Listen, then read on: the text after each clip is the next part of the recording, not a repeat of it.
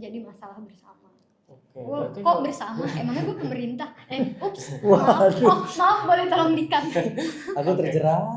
Gitu ibaratnya kalau berarti istilah itu orang namanya zaman sekarang. istilahnya cyberbullying. Betul. Nama gue aja sendiri diganti tuh dari Albertus jadi Betus. Oh, Jujur.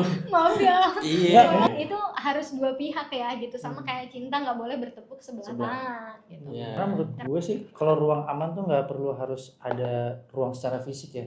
Di mana aja bisa aman asal ketemu sama tempat yang bebas untuk bercerita. Ya, selamat datang di Youth Lab TV, channel YouTube dari Youth Lab. Bersama saya Abram Dan gue Gilang. dan Viana. Nah, kami researcher dari Youth Lab dan kita mau bahas apa-apa sebenarnya yang biasa kita bahas di kantor sih ya. Kita mau terkait anak muda terutama ya. Betul. Iya. Kayak apa yang lagi hype gitu sih. Gimana nih, ada berita menarik apa nih? Pak Abram. Pak Abram lagi. Tua banget ya. Padahal usianya masih 17. Amin. Nah, menarik benar, tapi saat ini menariknya agak sendu nih. Kenapa tuh? Ya, jadi nih isu perundungan nih lagi rame banget nih. Perundungan ya? Padahal dulu juga rame, cuman kali ini kok kayaknya rasanya kita perlu bahas lebih banyak nih, dan perlu dibahas lebih banyak orang juga. Kalau kita search perundungan nih kasusnya banyak banget. Tapi sebelum melihat kasus, gimana cerita? Apakah lu pernah mengalami perundungan, bullying gitu? Lu nyindir apa enggak nih? Enggak. Kalau dari side gue, itu memang perundungan, alhamdulillah gue nggak pernah. Tapi dirundung iya, waktu dulu. Kalau gue dulu kan, gue sempet pindah dari SMA, sekolah SMP tuh pernah ke negeri. Gue kebetulan kan Borjuis ya, swasta ya. Katolik. Nah, ketika ke negeri yang mana mayoritasnya Muslim, nama gue aja sendiri diganti tuh dari Albertus jadi Betus. Oh, Jujur. Maaf ya. Iya. Nggak ada Al-Ghazali. Enggak. Gue merasa minta maaf karena gue ketawa juga. Nggak apa-apa. Maaf ya. Itu kan masa lalu. Tapi waktu itu gue sakit hati sih. Karena itu menurut gue nama bagus, men. Iya. Kenapa jadi Betus kan? Iya. Jadi kayak apa sih gitu ya. Gue mewakili sekolah itu yang gue nggak tahu. Tapi gue nggak tahu di situ termasuk kategori bully apa enggak. Kalau menurut gue hari ini masuk bully tuh hari ini ya. Kalau Kaviana gimana, Kaviana?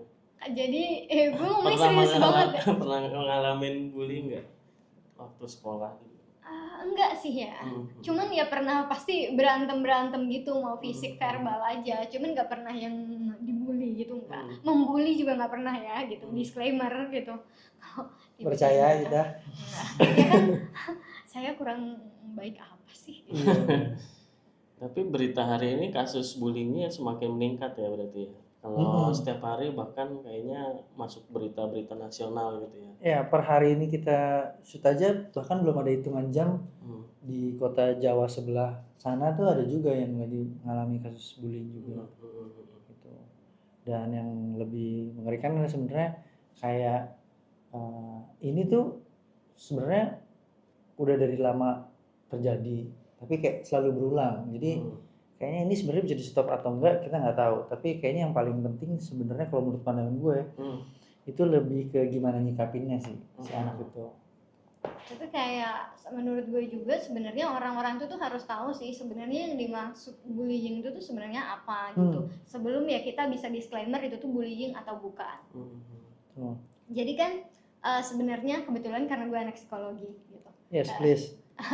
Jadi bullying itu tuh bisa dibilang bullying itu kalau dia memenuhi beberapa syarat. Satu, itu ada niat. Jadi kalau emang orangnya ini niat ngebully, menyakiti, merendahkan, membuat orang ini menderita, si korbannya ini. Terus yang kedua, korbannya merasa seperti itu. Jadi harus ada niat dan harus ada orangnya benar-benar merasa seperti itu. Berarti kalau kayak gue deh kalau gitu. Dulu kayak kebully gitu gak kerasa. Jadi kayak ya nggak masuk di syarat bully tuh ya kalau karena nggak ngerasa. Jadi kan Okay. itu harus dua pihak ya gitu, sama kayak cinta nggak boleh bertepuk sebelah tangan gitu. Yeah. Terus yang paling penting juga berulang. Jadi kalau sekali itu nggak bully namanya. Tapi kalau dilakukan, jadi dilakukan berulang gitu.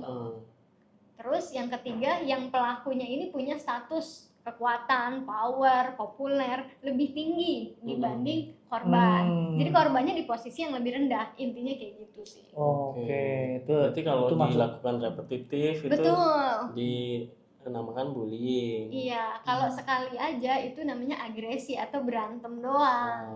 Terus ada superioritas itu. Betul. Itu udah masuk juga tuh kekerasan dan pelecehan tuh ya, kalau di kelas tuh ada yang atas ada yang bawah. Betul. Jadi bisa kalau dulu itu tuh orang bilangnya cuma kekerasan itu tuh fisik atau misalkan verbal, dimaki-maki, diejek gitu. Atau yang kalau kata yang bilang tadi namanya diganti gitu. Tapi zaman sekarang ditambah lagi nih, ada bentuk baru ya. Yang nggak terjadi dulu ya. Apa tuh? Ya digital itu. Jadi kayak kita nggak kenal orangnya, tapi kita ngomentarin dia dengan tujuan ini biar nih orang nih kena mental gitu, ibaratnya kalau istilah orang sekarang. Istilahnya cyberbullying. Betul. Kalau menurut gue tuh kenapa bisa ada cyberbullying? Karena kita tuh di dunia digital tuh ada anonymous. Jadi kita nggak perlu tahu orang, nggak perlu berangkat dari identitas kita gitu, bisa pakai akun lain untuk bisa. Kalau jadi anonim itu dia merasa dia bebas aja gitu, lepas dari tanggung jawab untuk komen apa aja kan. Betul, karena mikirnya nggak bakal ketahuan. Jahat juga sih karena sekarang gitu. Maksudnya setelah di ruang offline lo udah dibully, pas masuk ke ruang digital lo juga jadi nggak aman juga untuk kena bullying gitu. Betul gitu, memang mencari ruang aman itu tuh susah banget gitu. Jadi kayak orang-orang apalagi yang susah punya temen, nggak punya circle, itu tuh ya memang susah banget sih. Dan ini harus ya menjadi masalah bersama. Kok bersama? Emangnya gue pemerintah? Maaf boleh tolong di-cut. Aku terjerat. Berarti kalau ngomongin ruang aman itu apakah kita memang si seseorang itu udah minim punya tempat bercerita? Menurut kalian gimana? Ya karena menurut gue sih kalau ruang aman tuh nggak perlu harus ada ruang secara fisik ya. Di mana aja bisa aman asal ketemu sama tempat yang bebas untuk bercerita. Jadi ruang bercerita kan maksudnya ada sih, tapi kadang kita ngelihatnya terlalu banyak judgement, terus juga penuh dengan toksik gitu. Jadi orang-orangnya sendiri tidak membuat diri kita aman juga. Ada sih orang buat kita bercerita, tapi yang kita. Tapi ada pertimbangan sendiri ngerasanya ya, kayak, ini gue cukup oke nggak ya, cukup trust nggak ya sama dia gitu. Iya, jadinya akhirnya ada bias negatif melihat tempat itu, kok kayaknya gue nggak bisa ke situ. Akhirnya ke tempat lain dan merasa nggak bisa diterima juga gitu sih. Gimana menurut Kaviana? Mungkin ada pandangan dari lu, Vi, kayak misalnya dari susahnya cari teman, mereka tuh larinya kemana ya?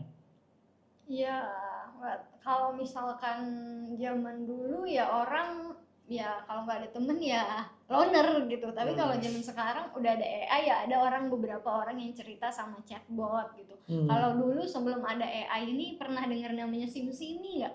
SimSimi yang warnanya kuning. Iya, nah ramai banget ya. Betul gitu. Nah itulah cikal bakal AI. Betul, cikal bakal AI seperti ini. Tapi kan itu menggantikan, berarti mensubstitusi orang kan. Iya. Teman kan. Kita tuh digantikan oleh internet atau AI iya, itu. Betul. Tapi apakah itu gimana mutlak? Jawabannya yang kita terima itu seperti apa? Iya, karena AI itu tuh robot ya. Jadi kalau ini pandangan pribadi ya, tidak mewakili siapa-siapa gitu. Menurut aku sih kurang dalam konteks feeling ya. Ada hal-hal yang kayak kita itu tuh kalau mau bercerita kan kita perlu kenal dulu orangnya. Baru kita willing untuk cerita kan. Karena kita tahu nih orang bisa diajak cerita dan dia mau mendengarkan, bisa ngasih respon yang baik gitu. Tapi kalau sama AI kan sebenarnya kita nggak tahu tuh algoritma di balik ini tuh kayak gimana gitu. Jadi ketika kita cerita juga respon yang didapat itu bisa aja respon yang sebenarnya harusnya nggak kita dapat. Jadi kayak misal dia membenarkan misalkan tindakan-tindakan kita, perasaan-perasaan kita yang sifatnya sebenarnya destruktif gitu, merusak gitu, bikin kita justru makin down. Kan itu bisa aja terjadi gitu, dan itu nggak bisa dikontrol gitu. Dan Jadi makanya jadi makin udah dia nggak punya temen, dia cerita ke AI terus AI-nya kayak gitu, jadi makin inian lagi gitu. Karena kan dia juga nggak punya emosi kan, namanya mesin ya. Betul. Meskipun kalau subscribe gimana bro?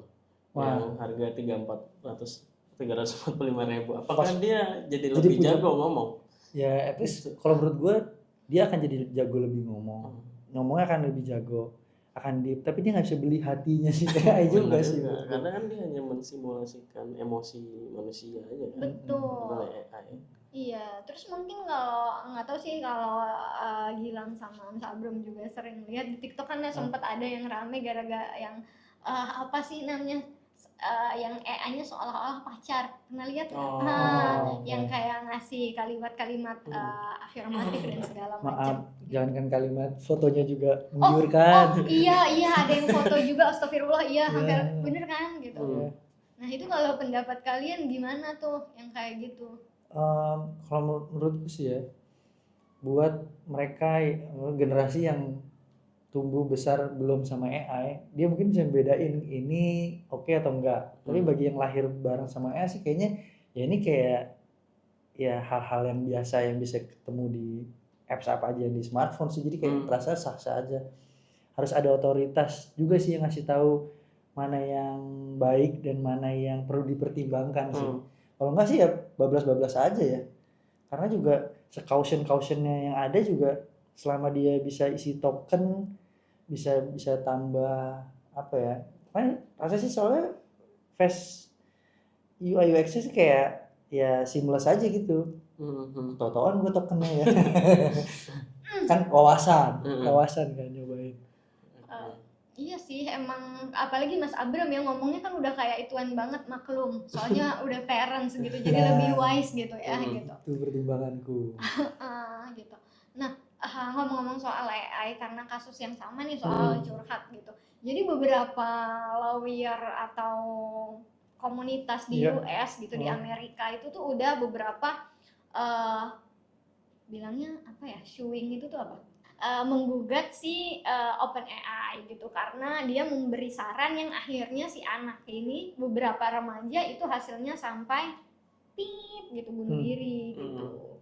Jadi makanya AI itu tuh sangat, maksudnya kalau nggak pakai yang kata Mas Abram dan Gilang juga tadi yang emosinya kita nggak tahu, terus nggak pakai caution, itu tuh sangat berbahaya gitu loh karena efeknya bisa kayak gitu. Oke, berarti kan dengan hadirnya teknologi canggih ya yang dikatakan bernama AI itu sendiri sebetulnya tidak menjawab berbagai kegelisahan, kecemasan yang ada di anak muda hari ini sih sebetulnya. Tidak serta-merta bisa menyelesaikan semua masalah dalam diri internal anak muda hari ini berarti kan ya. Kalau bisa dilihat gitu. Mungkin dia bisa menjawab beberapa hal tapi tidak bisa akhirnya disimpulkan bahwa itu bisa menjawab apa yang perasaan gua hari ini tuh seperti apa gitu ya, karena kan dia tidak hidup bersama kita juga sih sehari-hari gitu. Betul. Nah mumpung kita belum move nih ke topik selanjutnya, nah kalau Mas Gilang nih siapa tahu nih ada teman-teman yang juga susah untuk cerita gitu, jadi ceritanya ke AI. Nah kalau Mas Gilang biasanya cerita itu tuh kemana gitu? Aku sebetulnya adalah laki-laki yang jarang bercerita gitu. Hashtag laki-laki tidak bercerita. Oke. Coba cerita dulu. Lanjut. Gue pengen nimpalin aja nih. Karena kan gue jujur gue orang yang jarang bercerita, tapi gimana ya, kalau ada masalah ya kadang tidak banyak gue ceritakan ke teman ataupun sahabat gitu. Ya kadang gue refleksikan aja sendiri. Sampai berhenti di bangku dingin Indomaret sama kopi Golda. Jujur sih gue enggak sih. Gue tipe-tipe orang yang gak bisa bertahan lama di luar. Jadi lebih banyak di rumah gitu, di kamar. Ini bikin siap didapat. Baik. Tapi kan kadang banyak hal-hal negatif itu kadang muncul ya kalau kita lagi sendiri gitu. Nah, ya itu katanya sih wajar ya, dalam psikologi itu kita punya pemikiran-pemikiran yang kayak gitu. Tapi gimana kita kadang mengontrolnya, menyingkapinya gitu. Sampai dieksekusi jadi perilaku apa enggak gitu ya. Gue lebih ke gitu sih. Tapi gue lihat sekarang sosial media lagi ramai nih ketika kumpul sama strangers gitu. Misalnya lu lompat karet di GBK, itu kayak menyalurkan apa ya, energi lu yang berlebih aja sama mencari koneksi yang real gitu sih sekarang. Kayaknya karena terlalu banyak sosial media atau kita berjam-jam ngelihat komparasi terus juga pencapaian di sosial media dari teman-teman kita ataupun banding-bandingin ya. orang lain yang kita nggak kenal, tuh kita jadi merasa kayak kurang menghargai diri gitu. Jadi kebahagiaannya tuh pendek banget.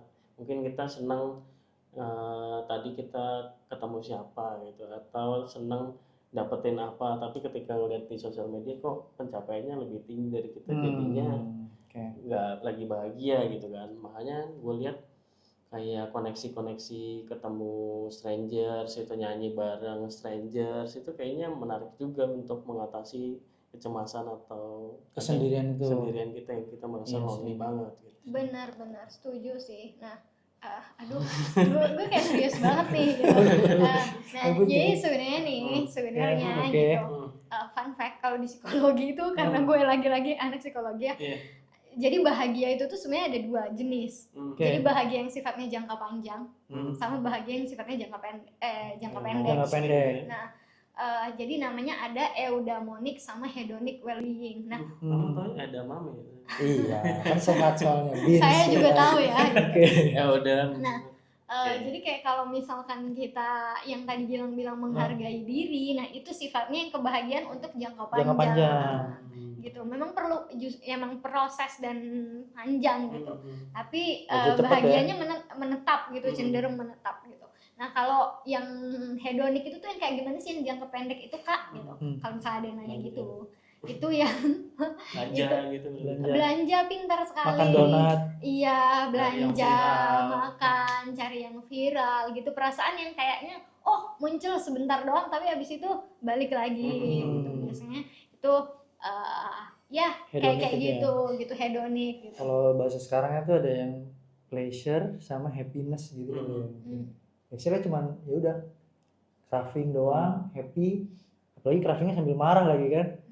Wah, kayaknya udah paling bener nih. Taunya cravingnya beres, marahnya ketinggalan masih ada. Jadi kadang kita ngelihat apa yang di sosmed, misalnya ketika ngelihat ada scrolling orang ya, makan cemilan gitu, itu kayaknya senang banget gitu, makan es krim ataupun makan minuman yang lagi viral, itu senang, itu bisa jadi hedonik aja ya. Maksudnya kita mensimulasikan bahwa happy kita kayaknya kayak gitu, padahal happy itu bentuk proses yang sangat panjang untuk bisa mencapai satu titik yang terus lebih kayak kalau kita kayak gitu, kalau misalkan kita makan ya udah, kita habis makan maksudnya beberapa menit atau beberapa jam setelah makan kita masih happy, masih kenyang soalnya gitu. Kalau udah lapar kita gelisah lagi. cranky lagi kan kayak gitu. Dan ya anak-anak muda sekarang mungkin, apalagi ya kalau yang masih remaja, wajar banget sih kalau misalkan fokusnya sama kebahagiaan yang jangka pendek aja gitu. Dan emang ya di tahap usia mereka sangat-sangat wajar sih gitu untuk merasakan kayak gitu. Dan makanya nyari alternatif yang mungkin nggak dalam regulasi yang baik ya, kayak misalkan rokok, atau misalkan nanti alkohol, sesuatu yang adiktif gitu. Iya, sesuatu yang adiktif gitu, yang kayak sebenarnya kebahagiaannya jangka pendek, tapi karena pengen terus-terusan ya untuk merasakan kebahagiaan tuh ya mereka konsum terus makanya adiktif. Ngomongin soal remaja nih, asik. Kenapa tuh Bang? Gue jadi ingat sama remaja lu. Bukan. Ada satu film ya di Netflix yang kemarin beberapa bulan lalu juga viral, namanya Adolescence. Itu kan juga bercerita bahwa tekanan sosial media bisa dibilang ataupun paparan internet tuh mempengaruhi cara berpikir si tokoh anak itu gitu kan. Dan sebetulnya dia lahir dari keluarga yang sebetulnya baik juga, ayahnya tidak ada masalah sebetulnya, tapi itu ternyata saat ini permasalahan remaja tuh di luar kendali ataupun apa yang disalurkan sama orang tua gitu ya. Jadi bisa kayak lingkungannya sangat-sangat mempengaruhi, lingkungan internet ataupun offline gitu.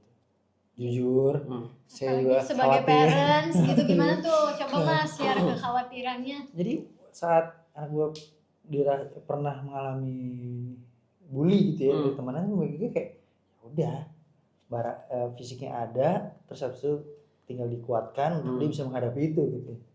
Itu bisa cerita. Tapi bayangin kalau habis nonton Adolescence tuh gue nanti kayak ini orang tuanya baik-baik aja, sedangkan anak nih tumbuh besar bukan dari hasil otoritas orang tuanya, tapi dari hasil, bahkan kalau tadi ngomongin ruang aman, kamar yang kita anggap aman tuh udah bisa susupi oleh pengetahuan lewat dari device-nya dia kan. Itu sih. Ini makanya menurut gue kayak terus magerinnya ekstra hati-hati nih gitu. Lebih ke sekarang kayaknya anak-anak itu tuh digedein bukan sama orang tua nggak sih, digedein sama algoritma. Benar gitu. Jadi kayak ya banyak hal-hal yang orang tua memang nggak bisa kontrol gitu, apalagi di dunia digital. Apa yang anak lihat itu tuh kan kita nggak bisa kontrol ya. Apa misalkan orang tuanya kayak ya pengen makan juga gitu anaknya, ya biar diem kita kasih handphone gitu, ibaratkan kayak gitu kan gitu. Jadi apa yang dia tonton tuh kan ya beberapa persen bisa dikontrol gitu, tapi kan beberapa persennya lagi kan enggak gitu. Bahkan kayak ruang game yang dinilai sebagai game anak-anak Roblox pada waktu itu kita juga mengaji kan bahwa di game Roblox juga disusupi oleh hal-hal konten-konten di luar dari si anak-anak. Iya, bahkan cenderung ke asusila lah ya, konten-konten negatif gitu. Apalagi setelah si Roblox itu bentuknya udah nggak kayak yang mirip kayak mainan itu lagi tuh, udah bisa yang langsing, yang tinggi.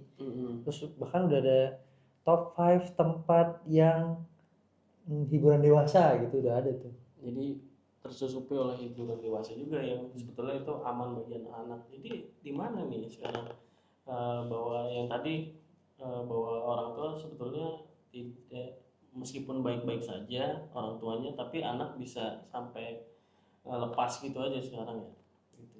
Kayak nggak ya, sebenarnya itu tuh hal yang nggak bisa dikontrol nggak sih, kayak setiap keluarga itu tuh kan beda ya kebijakannya, cara ngegedein anaknya, parentingnya beda gitu, budayanya juga beda. Jadi kayak sebenarnya kita juga nggak bisa mengontrol itu ya. Cuman kayak kalau aku sih ini cerita pribadi, aku itu tuh digedein kayak iya pas kecil itu tuh kayak dikasih banyak buku. Jadi salah satu buku agamanya itu buku agama nih gitu. Orang baca komik, ini baca buku agama. Astagfirullah gitu. Salah satu kalimat yang paling memorable itu tuh aku baca ketika SD, kayaknya aku kelas 2 atau kelas 3 itu tuh adalah kalimat bahwa kalau misalkan mencuri ya gitu. Kenapa kita kalau ketahuan mencuri kita malu sama manusia gitu, sedangkan Tuhan itu tuh maha tahu, jadi dia pasti tahu kita melakukan apapun, jadi harusnya kita takut dan kita maksudnya malunya sama Tuhan, otoritas yang lebih tinggi ya setidaknya gitu. Dan karena aku itu tuh pas itu masih kecil banget dan baca ini tuh kayak memorable banget, kayak tahu nggak tiba-tiba ada boklam di kepala aku kayak oh gitu. Terus yang mulai saat itu kayak terus banyak diskusi juga sama orang tua, kayak orang tua selalu ngasih nilai-nilai apa sih yang nggak boleh, apa sih yang boleh, apa yang merugikan, apa yang enggak, dan dikomunikasiin gitu kalau misalkan aku punya pertanyaan atau misalkan kegelisahan gitu. Jadi selalu merasa kalau aku sih ruang aman itu tuh orang tua ya, karena aku bisa cerita kayak sampai di umur aku sekarang aku masih bisa cerita semua hal sama mereka. Ya misalkan gue naksir siapa atau orang tua tuh ya, oh iya gue bisa cerita apapun gitu sama mereka. Jadi orang tua. Nah tuh anak gue ke gue maksudnya gue orang tua gue jujur, gue bilang nggak tahu juga sih kalau ini bermanfaat atau nggak buat teman-teman. Nah kalau di keluarga aku itu tuh salah satu tips atau parenting yang aku lihat sangat bermanfaat di keluarga aku itu tuh adalah orang tua aku tuh selalu nanya hari ini kamu gimana, kamu ngapain. Jadi aku terbiasa menceritakan kayak hari ini tuh ada kejadian apa gitu. Jadi makanya orang tua aku juga tahu apa yang harus, kayak misalkan oh ini kayaknya ada bibit-bibit seperti ini nih gitu. Preventif ya jadinya. Jadi kayak mereka bisa peka sama kayak gitu, dan itu mungkin hal-hal yang bisa dicoba untuk orang tua gitu. Apalagi kalau misalkan kita nonton di Adolescence itu tuh kan incel ya gitu. Itu tuh sesuatu yang juga sangat berbahaya gitu, karena kita bisa lihat lagi di film itu efeknya seperti apa. Karena kan terbentuknya si incel itu karena berbagai pemikiran masuk kan. Betul. Dan setiap hari bahkan setiap menit itu dia lahir. Betul. Dan makanya menarik tadi ketika setiap hari diceritakan kan, jadi antara orang tua dan anak itu beradu pemikiran gitu, Iya. dan orang tua bisa menyisipin apa yang sekiranya yang salah dari si anak, karena kan anak bisa aja setiap hari dia dinasehatin ini, tapi besoknya dia akan berubah lagi pemikirannya gitu. Jadi setiap hari itu ya, jadi penting Ditanyain kuncinya. memang. Karena yang kutipan yang paling lengket banget di kepala gue itu adalah kalau anak itu belum pernah jadi orang tua, tapi kalau orang tua pernah jadi anak. Wow, betul. Ayo nak. Iya, gue juga mau bilang itu, bukannya itu di buku sebelah ya gitu. Dari Iya. buku Dr. Muhammad Faisal. Iya. Terima kasih. Terima kasih. Terima kasih Pak Dokter. Itu sih. Oke. Terus ini mungkin kalimat juga nggak tahu sih, lebih relate mungkin ke Mas Abram karena Mas Abram orang tua ya gitu, atau mungkin ke Gilang karena dia laki-laki. Jadi ada buku yang pernah bilang kalau bahwa semua perasaan itu tuh bisa diterima loh, marah, kesel, sedih, itu tuh semua itu tuh valid, biasa aja, semua itu tuh normal, semua orang ngerasain Semua itu. orang tuh ya, Semua tanpa Semua, latar belakang iya, apapun. semua orang pasti pernah ngerasain itu. Cuman gitu, apakah hal itu berubah jadi perilaku dan dilanjutkan atau enggak, nah itu baru gitu jadi permasalahan. Kalau perasaannya mah nggak salah gitu. Jadi kayak all feeling itu tuh can be accepted, semua perasaan itu tuh bisa diterima gitu. Wah, keren banget itu sebagai penutup gitu ya. Benar. Sebenarnya nggak bisa ditambahin lagi ya, Nggak bisa, ada nggak cukup. Enggak, tambahin Semua dong, harus. jangan gitu dong. Saya merasa jadi malu. Soalnya udah kayak tart tuh, udah cherry on top tuh, udah manis banget tuh. Enggak, jangan. Tapi Kan cherry-nya bisa banyak, nggak cuma satu, biar nggak berebut. Nah, tapi memang harus dikeluarin deh, maksudnya diekspresikan dalam bentuk hal yang nggak melanggar apa ya, nggak melanggar norma sosial sih. Jadi kalau marah ya memang harus diterima, itu sebuah kemarahan gitu. Soalnya kalau biasanya mendidik anak waktu kecil itu dia cenderung bisa tantrum atau misalnya bisa harm dirinya dia sendiri, itu karena dia nggak bisa express feeling dia kenapa. Makanya kalau kecil kan banyak tuh buku-buku emosi itu. Nah once dia udah bisa belajar itu, dia jadi cenderung turun tuh tantrumin kesesalan. Nah itu ternyata terjadi juga sama saat dewasa atau saat dia tidak bisa bercerita. Ternyata dia diem-diem nusuk, diem-diem pup di celana. Enggak yang keduanya gue nggak expect sih bakal ke situ ya. Maksudnya dia keluar dalam bentuk yang tidak dalam verbal dan bisa menyakiti dirinya atau yang di luar sih gitu. Karena gue pernah ngeliat satu momen ya, Paddy Pimblett tuh, dia tuh seorang fighter.